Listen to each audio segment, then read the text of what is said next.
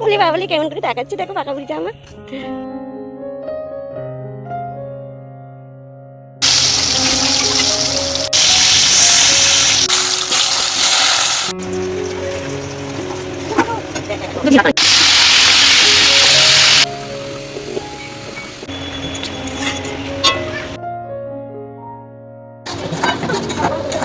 এটা কি কি থাকলে নিরামিষ আর কি থাকলে আমিষ?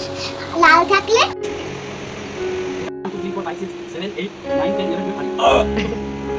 স্বাধীনতার মনটা খুবই খারাপ। বাংলাদেশের যে পরিস্থিতি খুব তাড়াতাড়ি ঠিক হয়ে উঠুক বাংলাদেশ। দিনটি ছিল শ্রাবণ মাসের 23 তারিখ, বৃহস্পতিবার। আজ আমার প্রিয় মানুষটার জন্মদিন। এখন বাজে ঘড়ির কাঁটায় 10:30 আর আমি যাচ্ছি মাম্মামকে স্কুলে আনতে। টানা 15 দিন শরীর খারাপে ভুগেছি, এখনো পুরোপুরি সুস্থ হয়ে উঠতে পারিনি। মাম্মামকে এখন ওর বাবাই স্কুলে দিয়ে আসা নিয়ে আসাই করে। ম্যাডাম আজ ওর বাবাকে বলে দিয়েছে যে আজ যেন মাম্মাম আমায় স্কুল ছুটির সময় নিতে আসে। এই যে লাল ডায়েরিটা দেখলেন, এটা ওর স্কুলের ডায়েরি। বাচ্চারা যদি 5 দিনের কম স্কুল কামাই করে এই ডায়েরিটার মধ্যে লিখে দিতে হয়, আর যদি 5 দিনের বেশি হয় তাহলে সাদা কাগজে একটা অ্যাপ্লিকেশন জমা করতে হয়। আর ওটা ওর স্কুলের ফিস দেওয়া রিসিপ্ট বুক। বেশ কয়েকদিন টানা বৃষ্টির পর আজকে একটু ওয়েদারটা ভালো। কি সুন্দর রোদ ঝলমলে আকাশ। আজকের আকাশটা অনেকটা শরতের আকাশের মতো। তবে আজ থেকে মেঘ জানান দিচ্ছে শরৎ আসতে আর বেশি দিন সময় নেই। প্রতি বছরই আজকের এই দিনটায় আমি চেষ্টা করি বিভিন্ন পদের রান্না, একটুখানি 5 রকমের ভাজা, পায়েস সাজিয়ে গুছিয়ে ওকে খেতে দেওয়ার। আজও চেষ্টা করব, তবে আজ আমি একা হাতে করব না। কাল আমার মা এসেছে। আমাদের মা থাকলে তো আর আমাদের কোনো চিন্তা নেই, তাই না? বাজারপত্র সবই করা রয়েছে, তবে বেশ কয়েকটা সবজি, ওই যে বললাম 5 রকমের ভাজা রান্না করে দেব। মামামকে স্কুল থেকে নিয়ে যাওয়ার পথে একটা বাজার বসে, তো সেই বাজার থেকে কয়েকটা সবজি কিনবো, ব্যাস তাহলেই হবে। ওই সাদা ফুলগুলো প্লাস্টিকের ফুল মনে হচ্ছে, তাই না?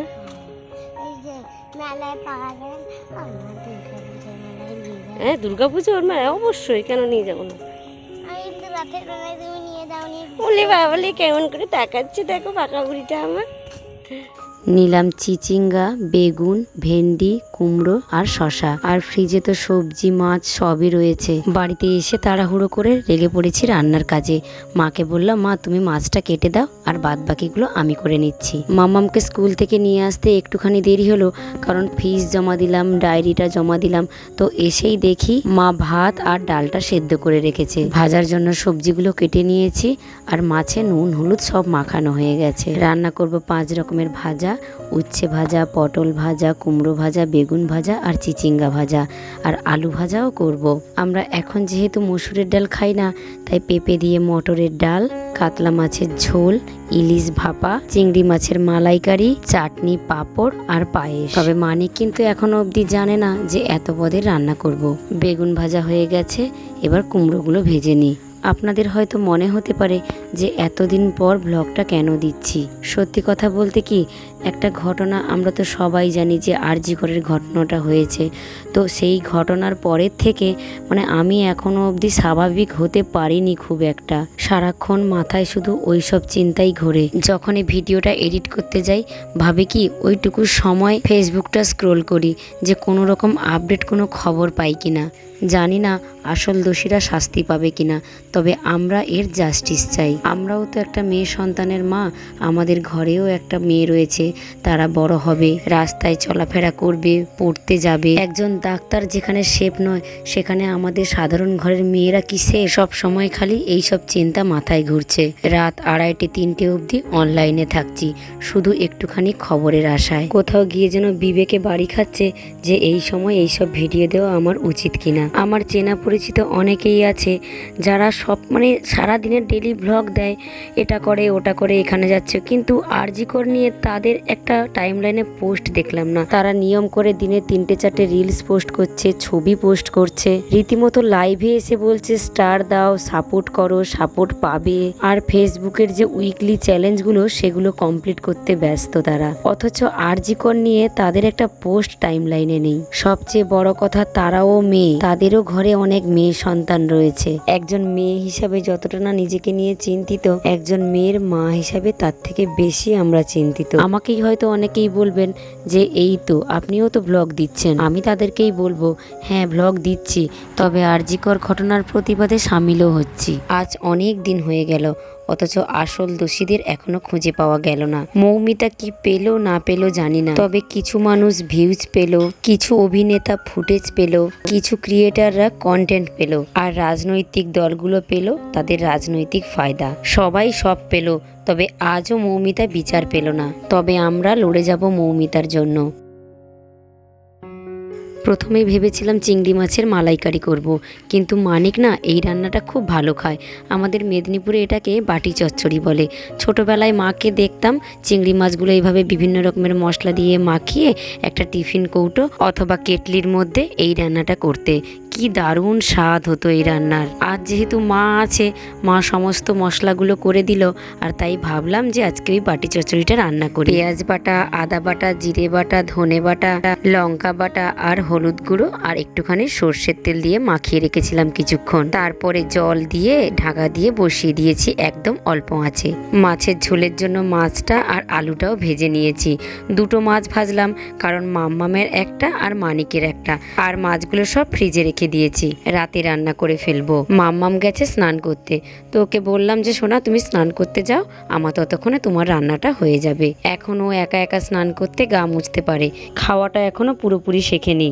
ভাত মেখে দিয়ে ওর পাশে বসলে ও টুকটুক করে খেতে থাকে। মাছের ঝোলের মশলাটা কষানো হয়ে গেছে, দিয়েছি একটা টমেটো, আর ফোড়নে দিয়েছি তেজপাতা আর জিরে, আর আদা জিরে লঙ্কা বাটা।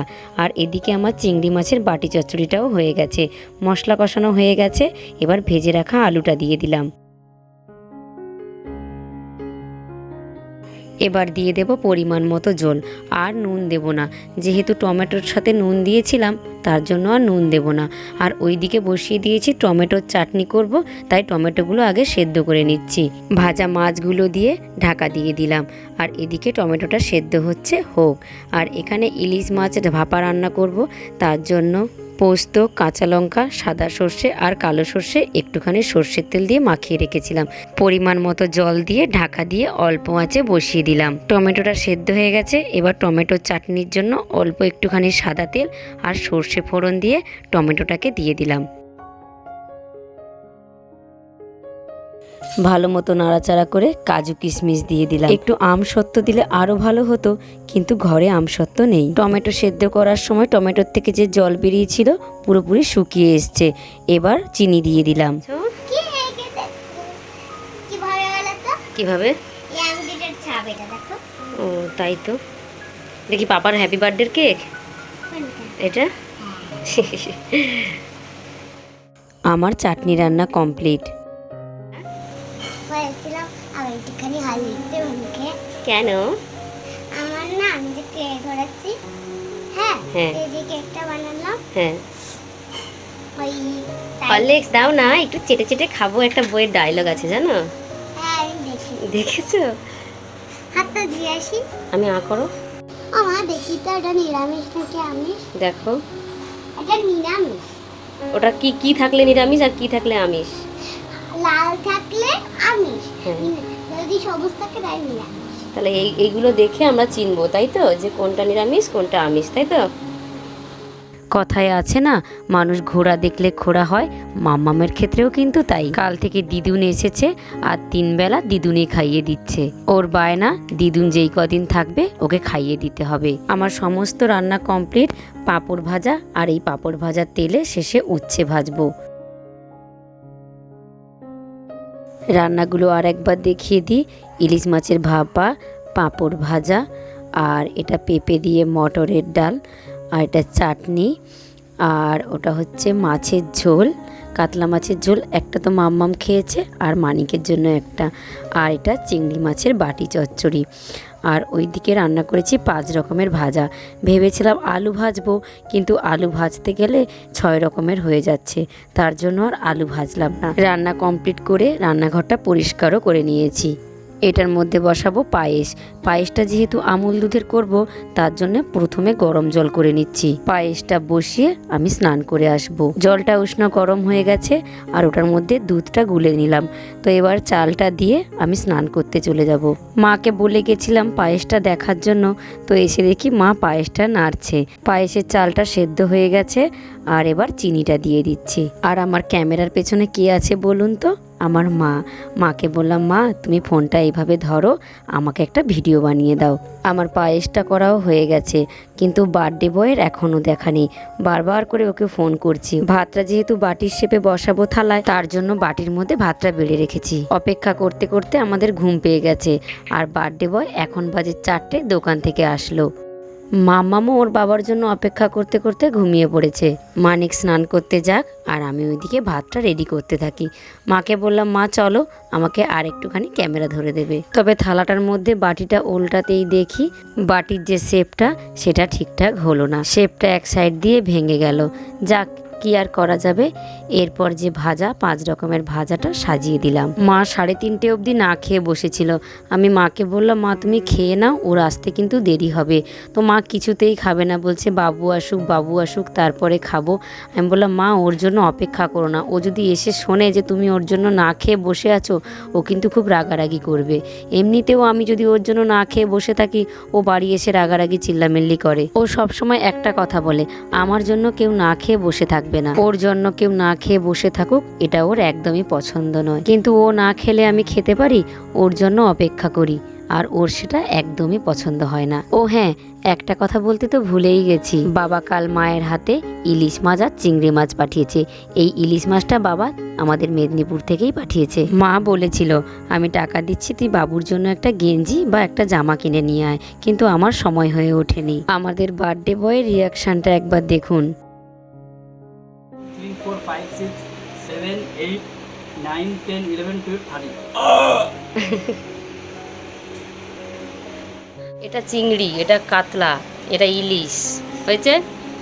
চিনতে পেরেছে? এবার আস্তে আস্তে খাও।